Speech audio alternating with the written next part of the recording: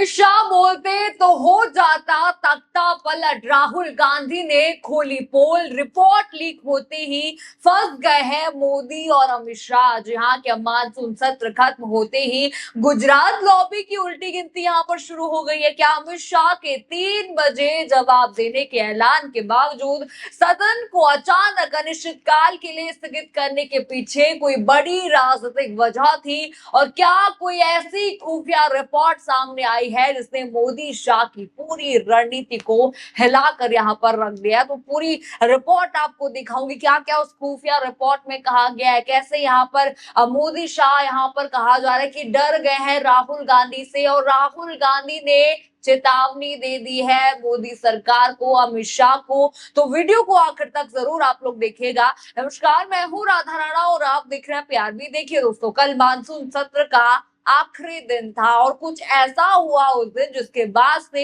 इतना तो साफ हो गया कि गुजरात लॉबी की उल्टी गिनती जरूर यहाँ पर शुरू हो गई। मतलब कि देखिए, अमित शाह पहले तो मीडिया के सामने आए, कहा कि मैं जवाब दूंगा, 3 बजे जवाब दूंगा, लेकिन फिर भी सदन को जो है ओम बिरला ने अनिश्चितकाल के लिए स्थगित कर दिया। तो लास्ट मोमेंट पर ऐसा आखिर क्या हुआ कि अमित शाह के भाषण को कैंसिल कर दिया गया, और क्या मानसून सत्र आगे चलता तो भारतीय जनता पार्टी का तख्ता पलट हो जाता?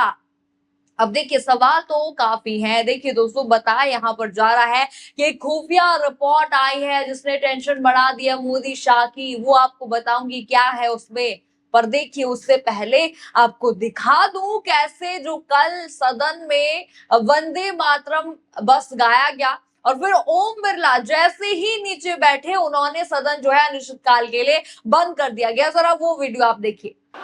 सदन की कार्रवाई अनिश्चित काल के लिए स्थगित की जाती है। देखा आपने वीडियो, अमित शाह जी सदन में आए, पहली बार वहां पर महामानव भी थे, यानी पीएम मोदी भी वहां पर थे, पहली बार अमित शाह भी वहां पर थे। मगर ये क्या हुआ, वंदे मातरम गीत खत्म होते ही ओम बिरला जी जो है सदन स्थगित कर दी, और इस तरह पुलिसिया बर्बरता और चंदा चोरी पर जवाब दिए बिना दोनों सदन से भाग निकले। देखिए दोस्तों, इसे भागना ही बोलेंगे, क्योंकि पूरे सत्र के दौरान आज आखिरी दिन पीएम नरेंद्र मोदी और गृह मंत्री अमित शाह सदन में आए थे, लेकिन दोनों के मन में डर का माहौल ऐसा बना हुआ था कि तुरंत सदन स्थगित करवाकर वहां से निकल लिए। पेपर लीक, लाठीचार्ज, पैलेट गन, इलेक्ट्रिक शॉक जैसे मुद्दे धरे के धरे वहां पर रह गए हैं ना। इसे भागना नहीं तो और क्या ही यहाँ पर अब बोलेंगे। देखिए, खुफिया रिपोर्ट आपको बताऊंगी जिसकी वजह से मोदी सरकार सदन में जवाब दिए बिना चली गए, भाग गए, इस पर आते हैं अभी। लेकिन देखिए दोस्तों,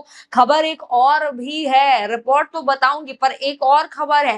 राहुल गांधी ने ऐलान कर दिया है बहुत बड़ा कि जिस दिन तक पीएम मोदी का इस्तीफा नहीं जाता, अमित शाह नहीं जाते, तब तक वो चैन से नहीं सो पाएंगे, यानी मोदी सरकार चैन से नहीं उनको सोने दिया जाएगा। जरा उनका बयान आप सुन लीजिए। जिस दिन तक नरेंद्र मोदी अपना इस्तीफा नहीं देंगे, अमित शाह नहीं हटेगा, उस दिन तक नरेंद्र मोदी और अमित शाह नहीं सो पाएंगे।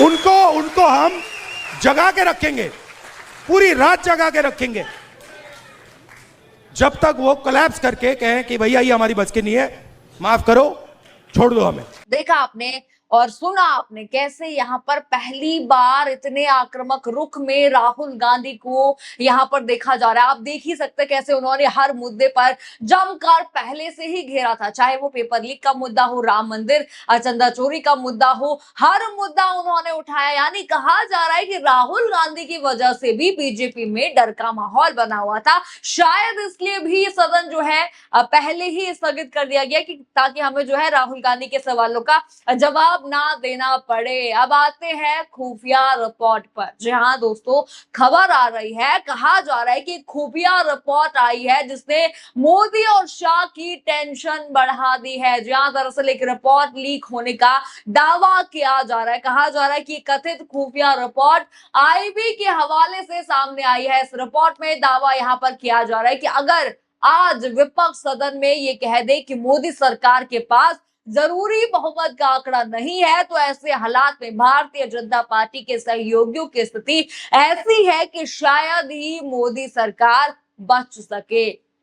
कहा जा रहा है कि ये उस रिपोर्ट में लिखा है, यानी मोदी सरकार की कुर्सी खतरे में है। इसीलिए कहा जा रहा है कि एनडीए की मीटिंग भी यहाँ पर हुई थी, जिसकी जानकारी सार्वजनिक यहाँ पर नहीं की गई। उसमें कहा गया कि शाह जवाब नहीं देंगे और सदन को स्थगित यहाँ पर ओम बिरला कर देंगे, जो कि हुआ भी ऐसा ही। अब कहा जा रहा है कि मोदी सरकार को अपनी कुर्सी बचानी थी, इसीलिए यहाँ पर शाह को जवाब देने नहीं दिया गया। देखिए, कहा जा रहा है कि साथ ही सहयोगी भी हाथ से निकलते यहाँ पर मोदी सरकार के जा रहे। कहा जा रहा है कि नायडू और नीतीश ने भी अलग सुर पकड़ लिए हैं, यानी मोदी सरकार के अपने सबसे बड़े सहयोगी ही धोखा देने वाले हैं, बगावत करने वाले हैं। अब देखिए, राहुल गांधी ने सिर्फ पीएम मोदी को, यहाँ पर सिर्फ पीएम मोदी को ही नहीं घेरा है, अमित शाह को भी जमकर घेर दिया। जी हाँ, उन्होंने कहा कि अमित शाह को तथा कथित चाणक्य कहा जाता था, उनका क्या हुआ? अब वे भाग रहे हैं और सारा प्रोपेगेंडा गायब हो गया है। जरा उन्हें सुनिए। अमित शाह, सो कॉल्ड, क्या कहते थे उसको पहले, Chanakya, where has he disappeared?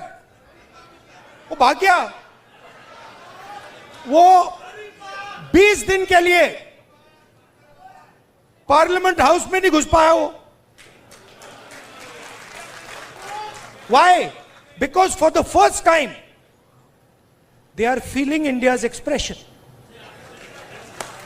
और अब इनको बात समझ आ गई है कि अब ये देश अपने आप को एक्सप्रेस करने से नहीं रुकने देगा। ये चल रहा है गया, और आपको अपना छोटा सा मतलब आरएसएस का ऑर्डर क्रिएट करना है, क्रिएट कर दो, उठा के तोड़ के फेंक देगा। देखा आपने, ऐसा आक्रामक भाषण उन्होंने आज तक कभी नहीं दिया था। यानी कि मानसून सत्र खत्म होने के बाद मोदी सरकार को ये लगा था कि विपक्ष जो है मुद्दा छोड़ देगा, पर ऐसा कहीं से भी होता नहीं दिख रहा है। राहुल गांधी हर तरफ से घेर रहे हैं, हर मुद्दा वो यहाँ पर उठा रहे हैं। और दोस्तों, यहीं से कहानी और भी दिलचस्प हो जाती है, क्योंकि सरकार के सामने अब सिर्फ विपक्ष का सवाल नहीं है, सरकार को अपने सहयोगियों को भी साथ रखना है, बहुमत बनाए रखना है। और दूसरी तरफ विपक्ष लगातार ऐसे मुद्दे यहाँ पर उठा रहा है जिन पर सरकार से जवाब मांग रहा है। तो क्या मानसून सत्र खत्म होने के बाद बीजेपी ने सोचा था कि मामला खत्म हो जाएगा? अगर ऐसा सोचा गया था तो कम से कम राहुल गांधी के रुख को देखकर ऐसा होता हुआ कहीं से भी नजर नहीं आ रहा है। राहुल गांधी साफ कर चुके हैं कि वो इन मुद्दों को आगे भी उठाएंगे। यानी मानसून सत्र खत्म हुआ है, मुद्दा खत्म नहीं हुआ है, संसद की कार्रवाई खत्म हुई है, राजनीतिक लड़ाई खत्म नहीं हुई है। और अब सबसे बड़ा सवाल यहाँ पर यही है कि अमित शाह के 3 बजे जवाब देने के ऐलान के बावजूद सदन का अचानक स्थगित होना सिर्फ एक संसदीय प्रक्रिया थी, या इसके पीछे कोई बड़ी राजनीतिक रणनीति थी? क्या कथित खुफिया रिपोर्ट ने सच में सरकार की चिंता बढ़ाई है? और क्या नायडू और नीतीश के बदलते तेवर आने वाले दिनों में मोदी सरकार के लिए चुनौती बन सकते हैं? और सबसे बड़ा सवाल है, क्या राहुल गांधी अब मानसून सत्र के बाद इस मुद्दे को सड़क से लेकर अदालत तक और ज्यादा बड़ा करने की तैयारी में है?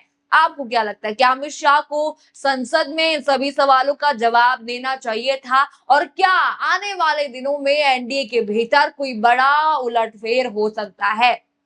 अपनी राय हमें कमेंट बॉक्स में जरूर बताइए। खबर आपको पसंद आई हो तो वीडियो को लाइक करें, शेयर करें और चैनल को सब्सक्राइब करना बिल्कुल मत भूलिएगा। और बने रहिए पीआरबी के साथ। धन्यवाद।